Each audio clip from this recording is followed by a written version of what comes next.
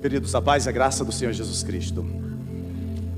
Quando eu comecei, queridos, a elaborar esse sermão, eu percebi que já fazia muitos anos que eu não ministrava na passagem bíblica, nesse versículo que embasará o sermão dessa noite. Daí que o processo de escrever essa pregação foi tão agradável. É como que encontrar um amigo especial que você não vê há anos.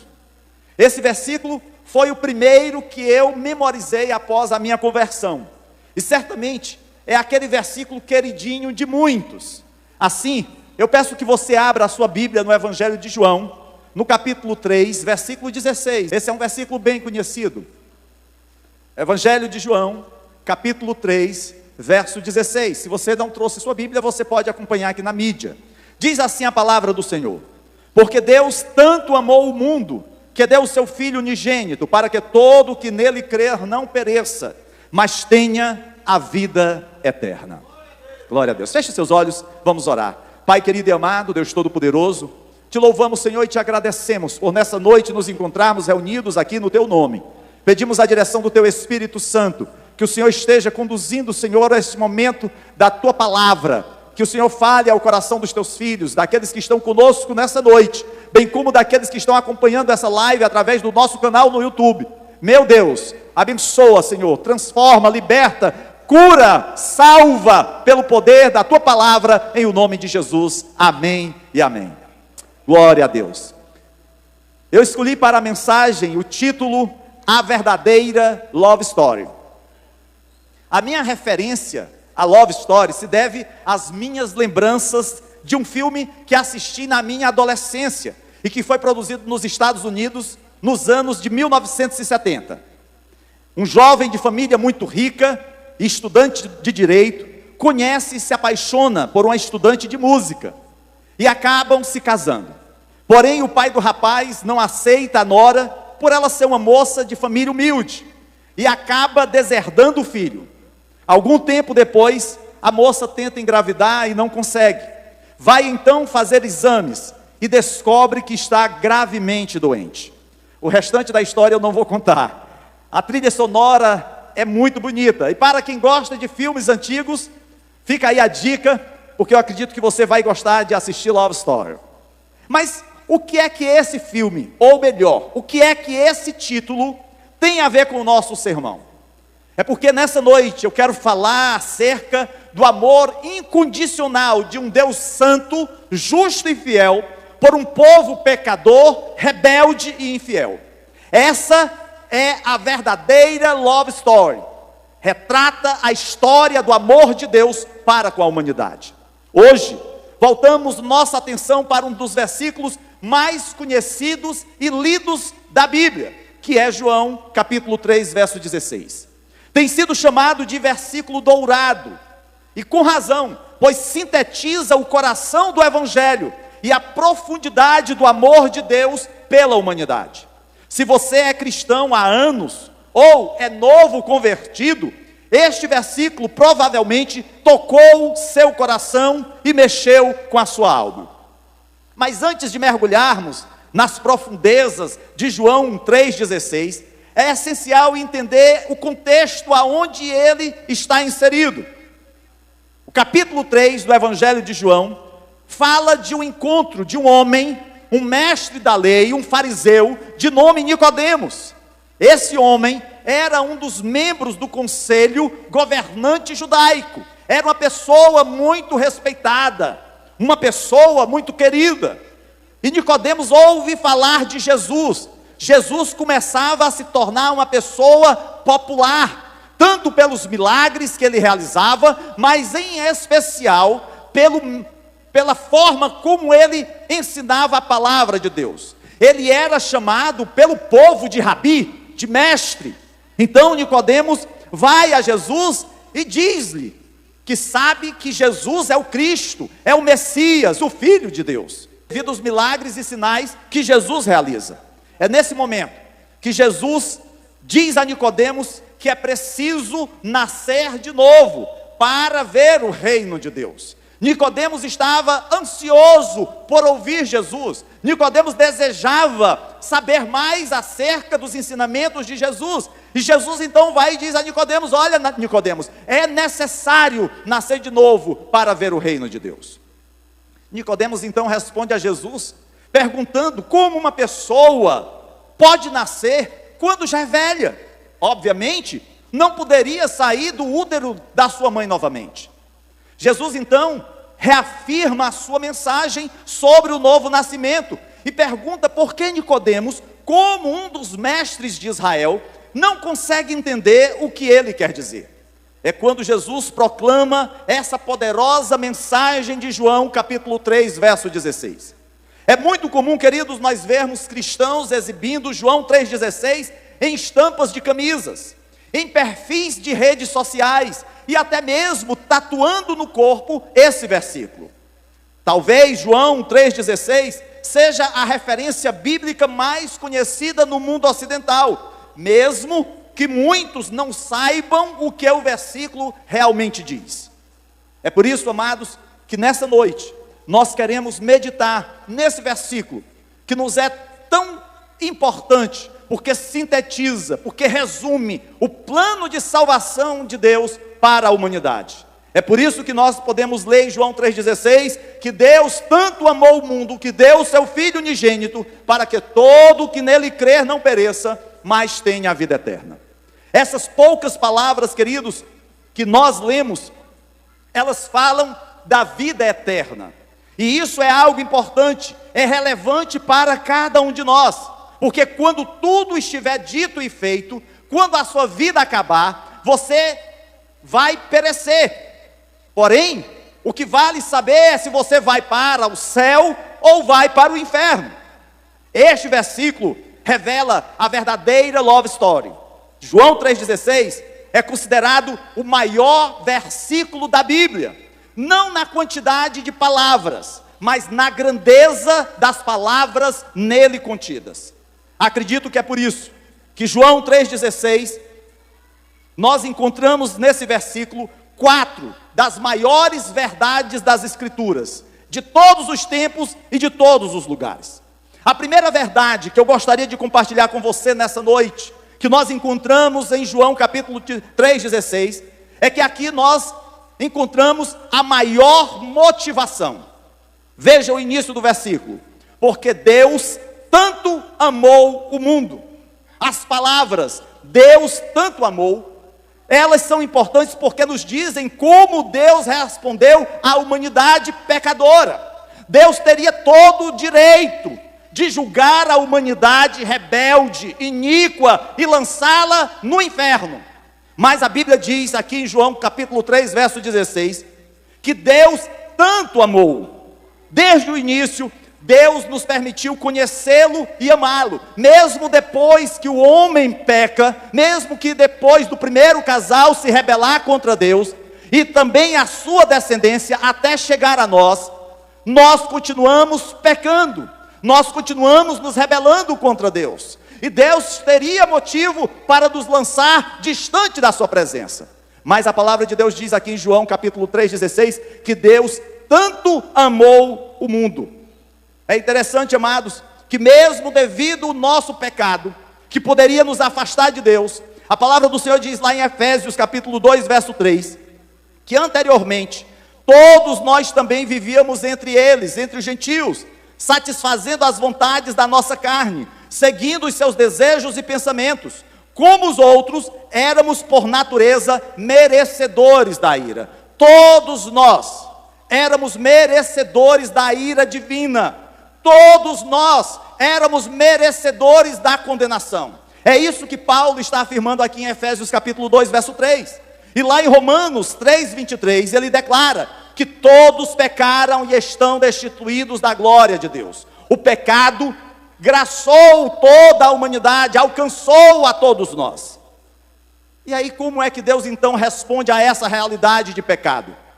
Teoricamente, ele poderia ter respondido de maneiras diferentes. Ele poderia ter nos destruído imediatamente com um raio do céu. Ele poderia ter lançado à morte aquele primeiro casal e ter recomeçado uma nova linhagem. Mas não, Ele poderia ter nos respondido com desprezo ou raiva, e teríamos merecido tudo o que ele poderia fazer. Mas em vez disso, a Bíblia diz que ele respondeu com amor, porque Deus tanto amou o mundo. É por isso que Paulo, inspirado pelo Espírito Santo, afirma em Efésios capítulo 2, verso 4, Deus, que é rico em misericórdia, pelo grande amor com que nos amou, deu-nos vida juntamente com Cristo. Nós estávamos mortos nos nossos delitos e pecados, nós estávamos mergulhados na iniquidade, mas a palavra de Deus diz que o Senhor, que é rico em misericórdia, pelo seu grande amor com que nos amou, deu-nos vida com Cristo. Em Efésios capítulo 5, verso 2, somos admoestados a viver em amor, como também Cristo nos amou e se entregou por nós, como oferta e sacrifício de aroma agradável a Deus. E como é difícil, amados, viver em amor. Nós vivemos numa sociedade violenta. Enquanto nós estávamos lá em Torrões, ouvimos os relatos mais absurdos de violência, coisa que imaginávamos se restringisse apenas aos grandes centros, como Fortaleza. Eu lembro que nós saímos lá da escola por volta de 1h da manhã, de sexta para sábado, e o morador que estava conosco nos orientou: olha, quando vocês saírem, vocês saiam com os vidros baixos. Eu tinha ouvido isso em algumas comunidades aqui de Fortaleza, mas infelizmente a violência tem alcançado também o interior. Essa é a realidade. Viver em amor é algo muito difícil. É muito mais fácil viver em ódio, viver em rancor. Lá em Tito capítulo 3, verso 4, apesar de tudo o que fazemos, se nós pudéssemos voltar um pouco no tempo, olhar algumas horas desse dia que já se passaram, nós poderíamos relacionar aquilo que fizemos, ou falamos, ou pensamos, que nós sabemos que entristecem o coração de Deus. Imagina só se nós fizéssemos isso ao longo de todos os anos da nossa existência. A relação de pecados seria enorme. Mas a Bíblia diz que o Senhor lançou no mar do esquecimento os nossos pecados. A sua dívida, a minha dívida, ela foi quitada. Deus não enviou Jesus à terra para mostrar o quão poderoso Ele é. Ele era todo poderoso. Deus não fez Jesus morrer na cruz por nojo do que havíamos feito, mesmo que tudo que tenhamos feito enojasse ao Senhor. Deus não executou o plano do Evangelho apenas para enganar o diabo, mesmo que o diabo tenha ficado debaixo dos pés do Senhor. Deus fez isso. Deus veio a esse mundo na pessoa de Jesus porque nos ama. Daí a afirmação: porque Deus tanto amou o mundo. Você precisa perceber nessa noite que Deus não apenas ama o mundo no sentido coletivo, mas Deus ama você no sentido pessoal. Ele tem um relacionamento individualizado com cada um de nós. Ele nos conhece pelo nome. No passado, Deus tratava com Israel como nação. Hoje, Deus trata com a igreja individualmente, fala ao seu povo. Eu sei que, queridos, isso talvez seja uma das coisas mais difíceis para nós realmente entendermos, porque com todos os nossos pecados, com todas as nossas falhas, com todas as nossas deficiências, poderíamos pensar: pastor, Deus está zangado comigo, Deus tem pesado a sua mão sobre a minha vida. Amados, Deus não está esperando uma oportunidade para derrubá-lo, para lhe dar uma rasteira. Não, Deus te ama. O apóstolo Paulo, lá em Gálatas capítulo 2, verso 20, ele diz: Ele me amou e se entregou por mim. O Senhor te ama, Ele se entregou por você, para que você tivesse uma nova vida. Eu espero que você realmente entenda isso.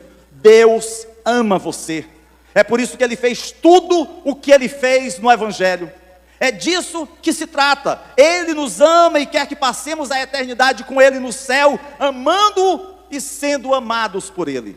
Lembre-se, a maior motivação, a primeira verdade, é: Deus tanto amou o mundo.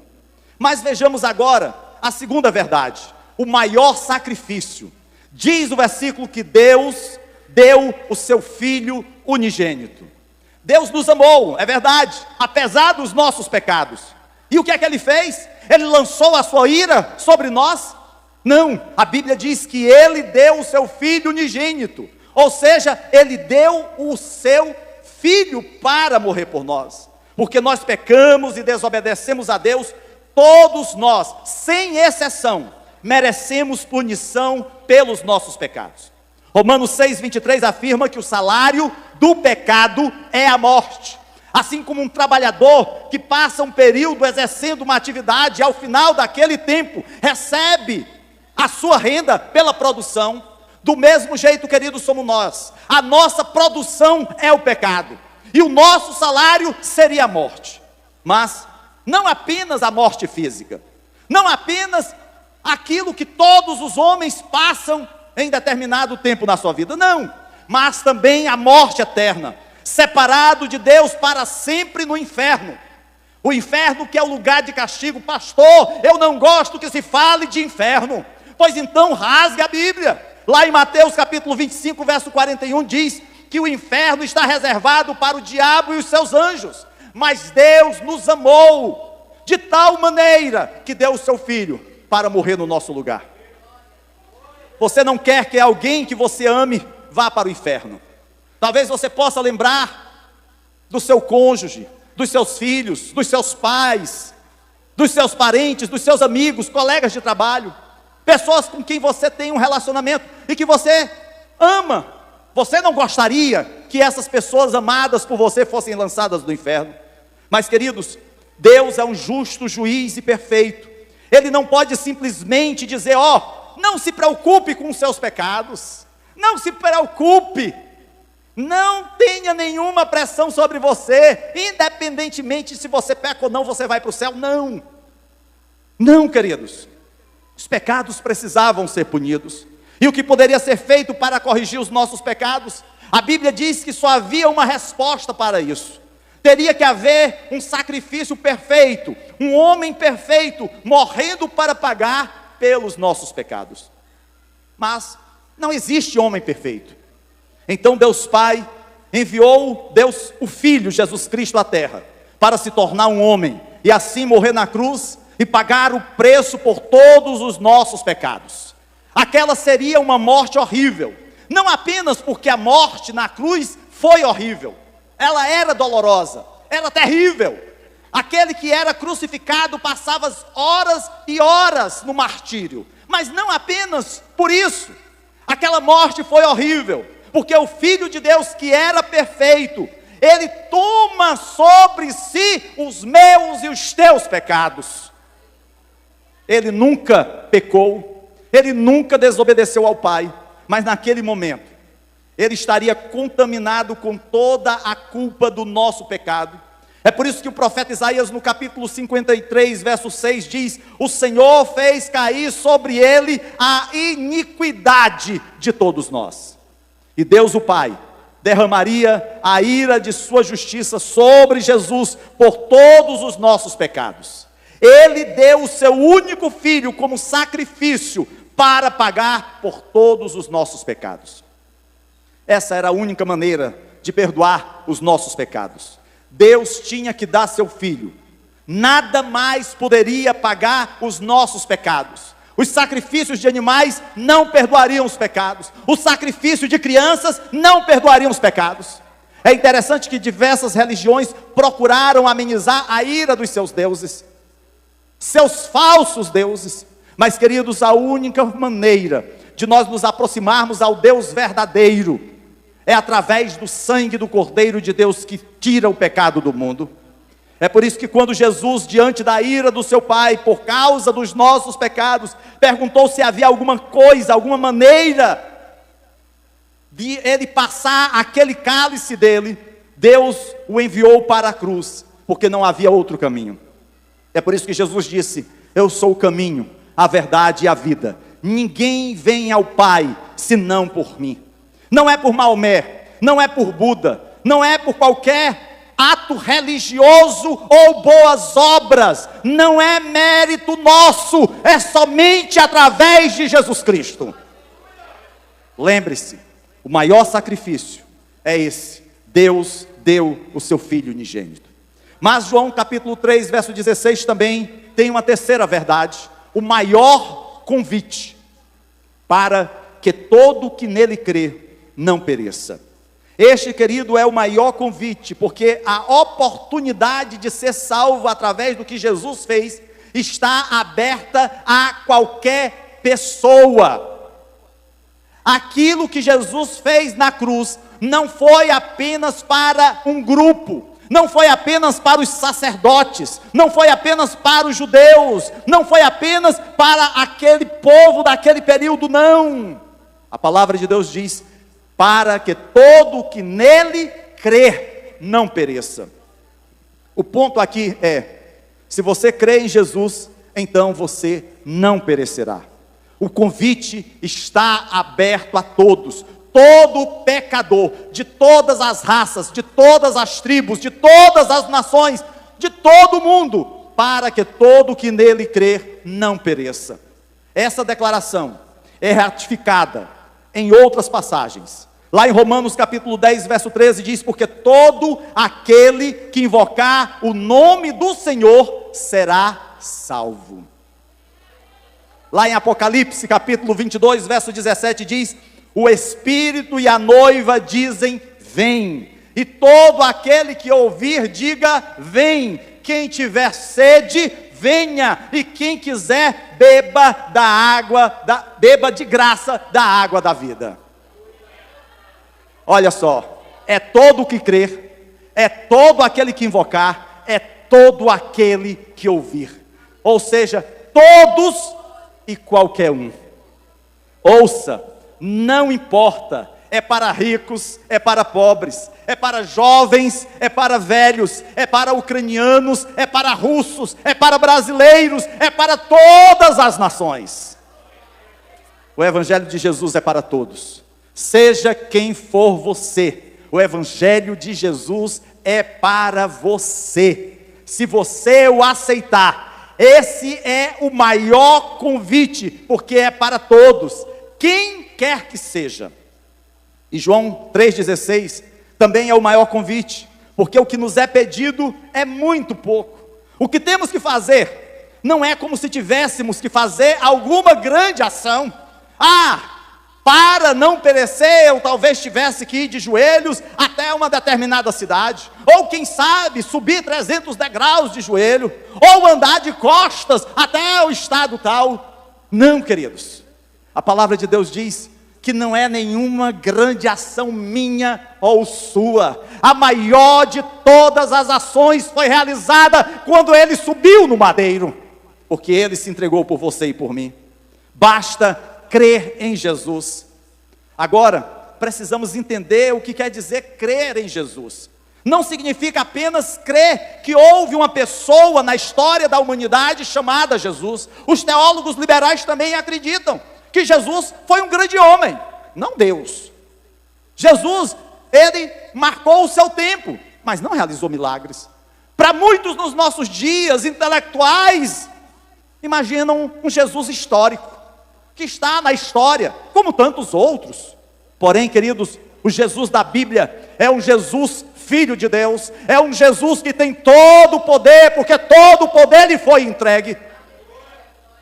É um Jesus que cura, é um Jesus que ressuscita mortos, é um Jesus que expulsa demônios, é um Jesus que transforma água em vinho, é um Jesus que restaura casamentos, é um Jesus que continua salvando vidas. Todos que conhecem Jesus e sabem que Ele viveu com uma missão. Mas, queridos, crer em Jesus não é apenas saber da sua história, conhecer os seus ensinamentos na Bíblia, não. A Bíblia diz lá em Tiago capítulo 2, verso 19, que os demônios também creem e estremecem, mas nem por isso eles são salvos. Crer, como a Bíblia diz aqui, não significa apenas que você sabe que existe uma pessoa chamada Jesus. significa que você coloca a sua fé nele, você coloca a sua confiança nele, ele é seu próprio Senhor e Salvador. Isso é crer em Jesus. Estou disposto a colocar minha fé nele e confiar no fato de que ele morreu pelos meus pecados? É exatamente isso, queridos, que cada um de nós deve fazer. Talvez você já tenha ouvido tudo sobre Jesus e a salvação. Talvez um colega de trabalho por várias semanas já tenha falado de Jesus para você. Talvez um parente por meses tenha testemunhado de Jesus para você.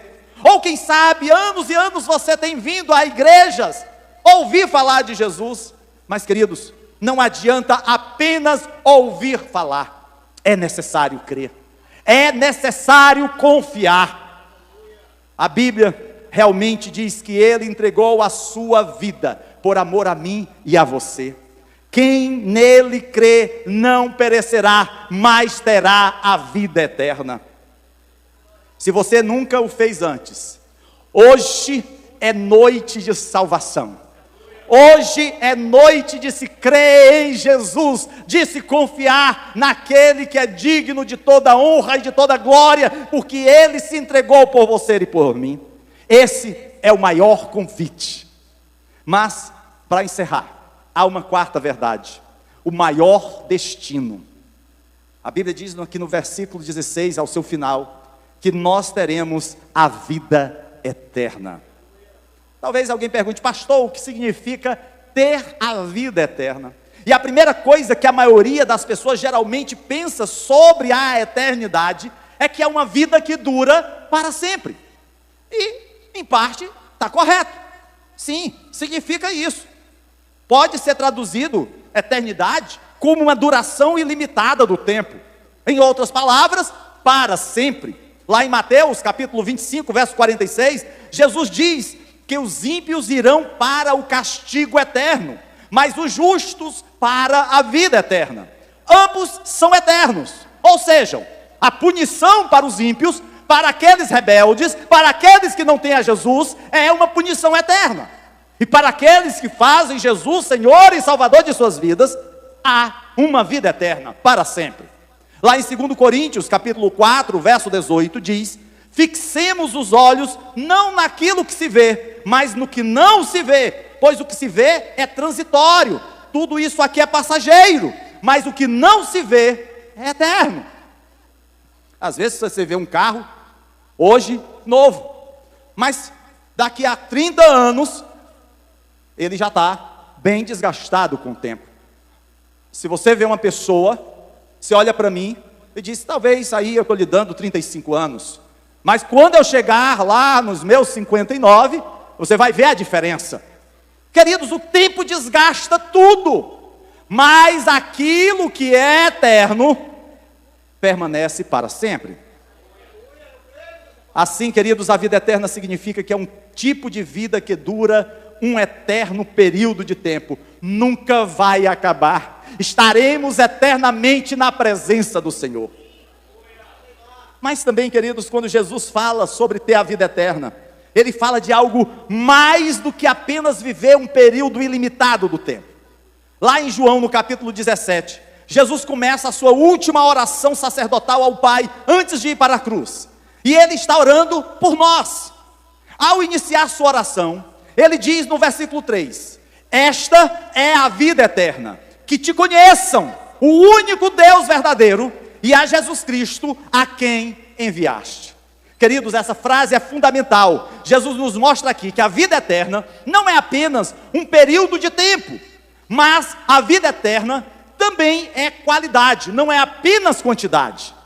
É a qualidade do nosso tempo, porque nós vamos estar com Deus, nós vamos estar conhecendo, maravilhado com a sua grandeza, maravilhado com a sua glória, saboreando as delícias da sua presença e da sua sabedoria. Isso é qualidade. Se nós falamos de eternidade pela duração, que é a quantidade, nós falamos de eternidade também de qualidade, porque esse tempo vai ser gasto na presença do nosso Deus. O Salmo 16, verso 11 diz: tu me farás conhecer a vereda da vida, a alegria plena da tua presença eterno prazer à tua direita. Queridos, é você viver prazerosamente na presença do Senhor por todo sempre. A presença de Deus fala de prazeres que receberemos por estarmos com Ele. É isso que significa a vida eterna: glorificar, alegrar-se, receber prazeres de Deus e estar com Ele. Os maiores prazeres desse mundo, as maiores emoções dessa terra, as maiores alegrias que você já tenha tido, nada se compara com aquelas que nós receberemos na glória. Esse, queridos, é o maior destino. E não precisamos esperar até morrer para começar a experimentar a vida eterna. A vida eterna é uma promessa para aquele que nasce de novo. Podemos começar a provar da vida eterna agora. Se você confessar a Cristo como Senhor e Salvador, começará a saborear aquilo que Deus tem preparado para você para toda a eternidade. João capítulo 5, verso 24, o Senhor Jesus nos assegura: quem ouve a minha palavra e crê naquele que me enviou, tem a vida eterna. Jesus não está dizendo assim: olha, se você ouvir a minha palavra, se você crer naquele que me enviou, você terá a vida eterna. Não é uma coisa do futuro. Jesus está dizendo no presente: você tem a vida eterna. Em outras palavras, a vida eterna não é apenas algo que você espera após a morte. É algo que você tem agora se você entregar a sua vida a Jesus, porque é promessa dele para todo aquele comprado e lavado no sangue do Senhor. Quando você é salvo, o Espírito Santo de Deus entra no seu coração e você começa a ter comunhão com Ele, a adorá-lo agora.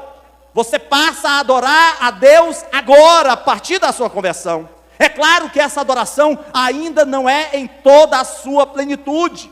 Ela apenas lança luzes sobre aquilo que nós experimentaremos no futuro. Porém, amados, é uma antecipação daquilo que a gente vai gozar na presença de Deus. Às vezes a gente está cultuando a Deus, e os irmãos aqui do louvor estão adorando, e a gente está ali saboreando a presença do Senhor. A gente esquece quem está do nosso lado, a gente está tão alegre, a gente está tão ligado com Deus, a gente louva, a gente adora, a gente fala em línguas estranhas, a gente anseia estar na presença do Senhor. É só um pouquinho, queridos, daquilo que está por acontecer. Um dia você adorará perfeitamente a Deus para sempre no céu, mas a tua adoração da eternidade começa agora. Alguém certa vez disse: se você não gosta de adoração, você vai odiar o céu, porque a vida eterna tem tudo a ver com adorar a Deus. Ela começa no momento em que você é salvo e se estende além da morte até a eternidade. Mas, queridos, o céu, a vida eterna para sempre com Deus, esse é o maior destino. Mas muita gente não entende isso. Infelizmente, já ouvi pessoas admitindo que têm medo de ficar entediadas com o céu. Alguns dizem assim: imagina só, eu apenas sentado em uma nuvem, dedilhando uma harpa. Queridos, que tolice. Nada do que já vimos ou experimentamos se compara ao que a Bíblia diz que está nos esperando no céu.